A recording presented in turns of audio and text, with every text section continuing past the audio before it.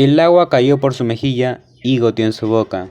La débil conciencia de Hajime lentamente comenzó a volverse más brillante. Desconcertado, lentamente abrió los ojos, preguntando si estaba vivo o quién lo había salvado. Se levantó solamente para golpearse la cabeza con el techo abajo. Recordó demasiado tarde que había hecho que el techo sobre él midiera apenas 50 centímetros de alto.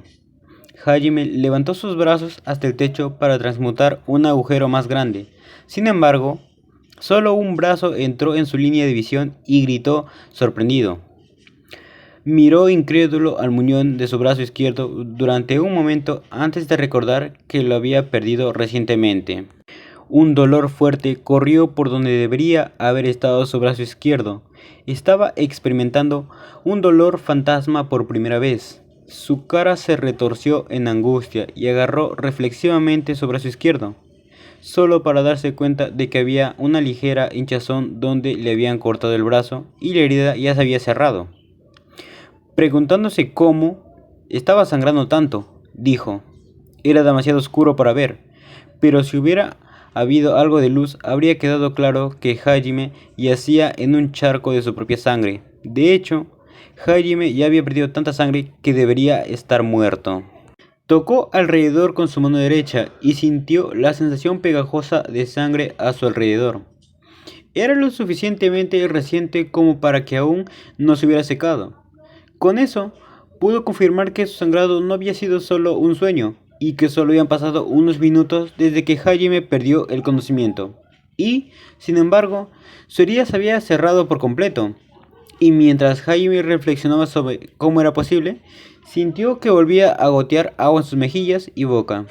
Se sintió un poco revitalizado mientras las gotas se deslizaban por su garganta. Aún estaba un poco mareado por la pérdida de sangre y los dolores fantasmas, pero extendió su mano hacia la fuente del agua y transmutó la tierra que lo rodeaba. Aún algo inestable, siguió transmutando cada vez más profundamente en el muro. El líquido extraño que ahora comprendía que no podía haber sido agua, continuó escurriendo por las grietas de la roca. Curiosamente, restauró también su maná, por lo que Hajime pudo seguir transmutando sin quedarse sin energía. Hajime deliberadamente continuó transmutando, buscando decididamente la fuente del agua. Eventualmente, el lento goteo se transformó en una corriente más rápida y Hajime finalmente llegó a la fuente de líquido. La fuente de líquido era un cristal del tamaño de una pelota de baloncesto que emitía una luz azul pálida. El cristal estaba enterrado en la pared que lo rodeaba y el líquido salía por debajo. Tenía un aura de belleza maravillosa. La luz que emitía era más oscura que la de una agua marina. Hajime la miró con asombro, olvidando su dolor momentáneamente. Entonces, como atraído por ella, puso su boca sobre el cristal. Mientras lo hacía, el dolor, la neblina que había caído sobre su mente y la fatiga abandonaron todo su cuerpo. Como él sospechaba, fue el líquido de este cristal lo que le salvó la vida, lo que significaba que el líquido contenía algún tipo de agente curativo. Su dolor fantasma nunca pudo curarse por completo, y la sangre que había perdido no estaba regresando, pero el resto de sus heridas y todo su maná fueron restaurados en un instante. Aunque Hajime no lo supiera, el cristal era en realidad una piedra divina. Las piedras divinas eran cristales raros y considerados como uno de los tesoros históricos más grandes del mundo. La gente moderna las consideraba una leyenda perdida. Las piedras divinas se creaban cuando un gran grupo de maná se juntaba y cristalizaba a lo largo de 1000 años. Tenían entre 30 y 40 centímetros de diámetro, y luego, a lo largo de unos pocos cientos de años, su maná saturado se licuaba y volvía a vertirse en la tierra. El líquido que secretaba era conocido como ambrosia, y curaba todas las heridas. No podía regenerar miembros faltantes, pero supuestamente extendía la vida de uno mientras continuaba bebiéndola. Y también era conocida como el elixir de la vida. La leyenda dice que Eid curó a las masas con esta misma ambrosia. Se dio cuenta de que había escapado por poco de una muerte muy dolorosa, y Hajime se desplomó hacia la pared. abrazó su tembloroso cuerpo y luego enterró su cara en sus rodillas, con el miedo a la muerte aún fresco en su mente. Ya no tenía la energía para tratar de escapar. El estrés constante y el miedo lo habían roto fácilmente. Si solo tenía que enfrentarse a enemigos, entonces podría haber logrado algo. Se habría regocijado por el hecho de que aún estaba vivo, y luego se habría levantado. Pero los ojos con los que el oso lo había mirado lo rompieron. Esos eran los ojos de un depredador que veía a Jaime como nada más que comida. Con su espíritu totalmente aplastado, comenzó a suplicar por ayuda, pero él estaba en lo más profundo de las fosas del infierno, así que no había manera de que sus pensamientos llegaran a nadie. No sabía cuánto tiempo estuvo allí, pero durante mucho tiempo se acurrucó en posición fetal, rogando por la salvación que sabía que no vendría. Ya habían pasado 4 días desde que Jaime había caído del puente. En ese tiempo apenas había movido, sacando el sustento que necesitaba de la piedra divina. Sin embargo, aunque la ambrosia podía mantener vivo a un hombre en todas las condiciones menos en las más atroces, no podía saciar su hambre. Aunque no podía morir, Jaime sufrió constantes dolores de hambre, junto con el dolor fantasma que corría por su brazo izquierdo perdido. No podía dormir por el dolor y el hambre, y si bebía más ambrosia, todo lo que hacía era despejar su mente para dejarlo sentir el dolor más vívidamente. Una y otra vez, su fatiga lo llevó al borde de la inconsciencia, solo para que el dolor y el hambre lo trajeran de vuelta.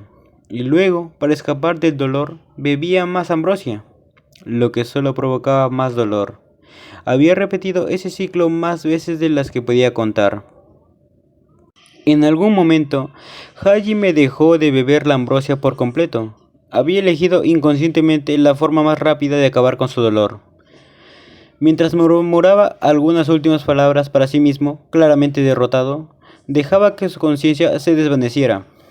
3 días después de eso, el dolor, que había pasado cierto umbral, había disminuido por un tiempo, pero eso era simplemente la calma antes de la tormenta. Su inanición volvió con toda su fuerza, y los dolores de hambre insoportables le sacudían continuamente el estómago. El dolor fantasma continuó también, atormentando a Jaime todo el tiempo. Se sentía como si sus uñas estuvieran siendo peladas lentamente una a una y luego fuera arrojado sal sobre las heridas abiertas. Mientras anhelaba la muerte, se aferraba instintivamente a la vida. Sus pensamientos comenzaron a contradecirse. Jaime ya no era capaz de pensar racionalmente. Sus murmullos delirantes ya no parecían tener sentido. Sin la ayuda de la ambrosia, moriría en otros 2 días. No había habido nada en ese tiempo también, así que su sed se mezcló con su hambre. Sin embargo, poco tiempo antes, alrededor del 8.º día desde que descubrió la piedra divina, había comenzado un extraño cambio de mentalidad. Desplazándose entre desear la muerte y orar por la salvación, su mente había comenzado a retorcerse y los pensamientos oscuros comenzaron a brotar del subconsciente de Jaime. Como el fango, lentamente se había derramado en las grietas de su corazón causados por su sufrimiento y lentamente se había comido su alma. Mientras se preguntaba a sí mismo por qué terminó así, qué hizo para merecer eso, sus pensamientos continuaron oscureciéndose, como la tinta negra que se esparcía lentamente a través del pergamino blanco. El corazón puro de Jaime lentamente se empañó. Alguien tenía la culpa. Alguien le había empujado a esta injusticia, alguien lo había herido así. Su mente empezó a buscar a un enemigo al cual odiar. El dolor, el hambre y la oscuridad lentamente erosionaron la cordura de Jaime. Sus pensamientos oscuros continuaron creciendo. Al 9.º día, Jaime estaba tratando de encontrar una salida de su aprieto. Los pensamientos de cómo escapar del dolor eran todo lo que lo llenaba, e incluso la ira y el odio se estaban desgastando lentamente. No había tiempo para estar atrapado por esos sentimientos mezquinos, porque por mucho que odiara a sus enemigos, el dolor de Jaime nunca disminuyó. Para escapar de la situación absurda e irrazonable en la que estaba atrapado, había descartado sus sentimientos innecesarios. Al 10.º día, tanto el odio como la ira habían desaparecido de su corazón.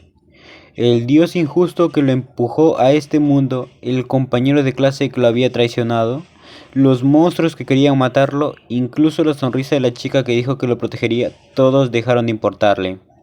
En comparación con la necesidad apremiante de sobrevivir, esos pequeños sentimientos no significaban nada.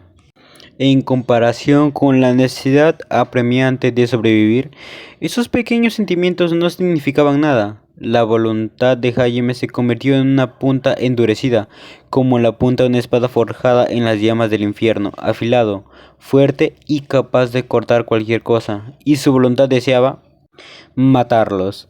No había odio, hostilidad o ira en esas palabras, solo una declaración simple.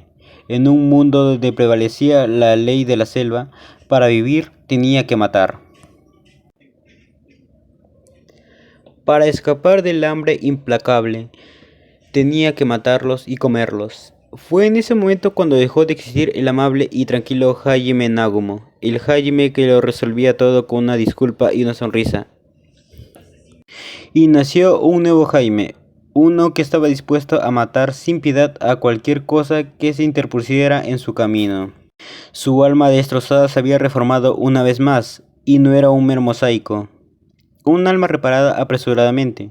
No, esto era un alma reforjada en la oscuridad y desesperación del infierno, un alma templada en el dolor y el instinto, un alma más dura que el acero. Hajime arrastró su cuerpo debilitado hasta la cavidad donde la ambrosia se había derramado, y luego la lamió como un perro. Su hambre y dolor aún persistían, pero su cuerpo recuperó su vigor. Luego se limpió la boca.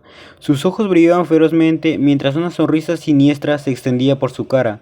Sus caninos se asomaron a través de su sonrisa cruel. Era un cambio radical en comparación a la clase de persona que había sido antes. Si quieres saber más de lo que te acabo de contar, no te olvides darle like y compartir este video para que pueda llegar a más personas. Soy Guillermo, pero pueden llamarme Guille. Sin más que decir, hasta la próxima.